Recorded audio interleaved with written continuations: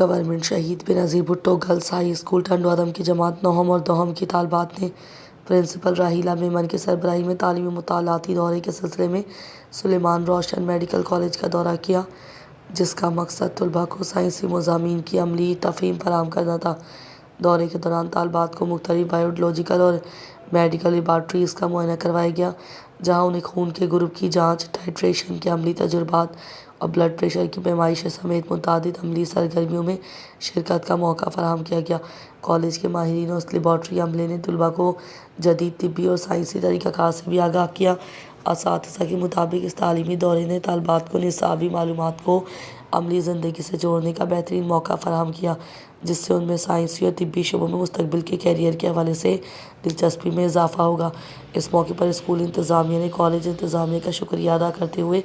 Vice principal Nazia کی کاوشوں کو سراہا، جنہوں نے طالبات کے لیے تمام انتظامات کو ممکن بناکر دورے کو کامیاب بنایا۔ اسکول انتظامیہ نے امید ظاہر کی کہ مستقبل میں بھی ایسے تعلیمی دوروں کا سلسلہ جاری رکھا جائے گا تاکہ طلباء کی علمی و عملی صلاحیتوں میں مزید اضافہ ہو سکے۔